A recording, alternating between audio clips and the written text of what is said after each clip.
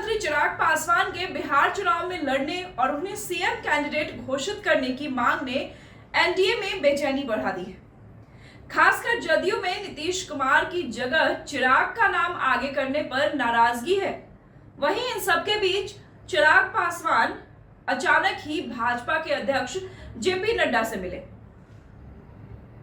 इस मुलाकात के बाद बिहार की राजनीति में चिराग को लेकर नई चर्चाएं शुरू हो गई। कहा जा रहा है कि भाजपा भी चिराग के नाम को सीएम कैंडिडेट के लिए आगे करने को तैयार है। सिर्फ औपचारिक घोषणा बाकी है। एक दिन पहले लोजपा रामविलास की तरफ से यह बयान सामने आया था कि चिराग पासवान ने बिहार चुनाव लड़ने की इच्छा जाहिर की है। जमुई से सांसद अरुण भारती ने सोमवार को कहा कि चिराग पासवान 2025 का बिहार विधानसभा चुनाव लड़ सकते हैं। पार्टी के कार्यकर्ता और समर्थक चाहते हैं कि चिराग बिहार में बड़ी जिम्मेदारी संभाल लें। इस पर एनडीए में सहयोगी दलों के बीच चर्चा की जाएगी। इसके बाद पार्टी फैसला लेगी। वो बड़ी जिम्मेदारी क्या होगी, इस पर किसी ने कुछ स्पष्ट नहीं कहा। वहीं चिराग की जेपी नड्डा से मुलाकात के बाद ये माना जा रहा है कि बिहार में होने वाले चुनाव में एनडीए में सीटों के बंटवारे को लेकर चर्चा हुई होगी। चिराग की पार्टी लोजपा रामविलास ने पहले ही ये घोषणा कर दी है कि वह 40 सीटों पर चुनाव लड़ेगी। बता दें कि केंद्रीय मंत्री और लोजपा रामविलास के प्रमुख चिराग पासवान ने एक बड़ा बयान दिया था। उन्होंने यह साफ किया था कि अब उनकी प्राथमिकता केंद्र की राजनीति नहीं है बल्कि बिहार है। उन्होंने कहा, मेरा प्रदेश मुझे बुला रहा है।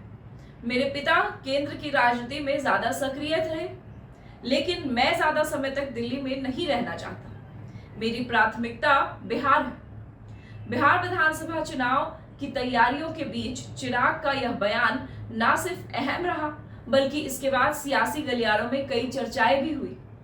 उनकी प्रदेश की राजनीति में बड़ी भूमिका निभाने के लिए कमर कसना ये दिखाता है कि बिहार विधानसभा में वो अलग ही रोल प्ले करने वाले हैं। 2013 में जब उन्होंने राजनीति में कदम रखा था, उसके बाद से उन्होंने बिहार फर्स्ट, बिहारी फर्स्ट का नारा बुलंद किया था।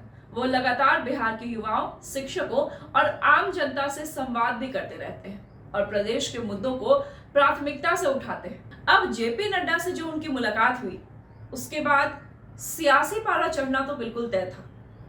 इस मुलाकात को लेकर कई लोग कई कयास लगा रहे हैं, लेकिन जब तक कोई आधिकारिक बयान सामने नहीं आता तब तक कुछ भी कहा नहीं जा सकता।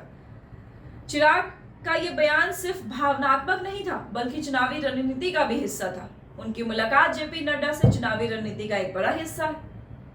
उन्हें क्या बड़े चेहरे में उभरने की तैयारी शुरू कर दी है? इन तमाम बातों से क्या मतलब निकलता है वो तो वक्त ही बताएगा। चिराग और जेपी नड्डा की ये मुलाकात बहुत कुछ कहती है।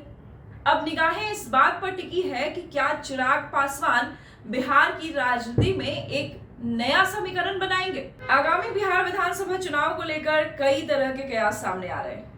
जोड़ तोड़ चल रहा है। घटक दल आपस में कुछ बात कर रहे हैं। घटक दल क्या करेंगे, उनके समीकरणों पर चर्चा हो रही है। चुनावी रणनीति पर चर्चा हो रही है। इस बीच बिहार की सियासत में काफी उथल पुथल मचा हुआ है। चुनाव आने तक और भी बहुत सारी तस्वीरें बदल जाएंगी। आपको क्या लगता है, क्या बिहार में एनडीए चिराग पासवान को बड़ी जिम्मेदारी देगा या फिर चिराग पासवान पहले की तरह ही सिर्फ झूठे वादों में उलझ कर रह जाएंगे? अपनी राय हमें जरूर बताएं। देखते रहें द मेट्रो 24।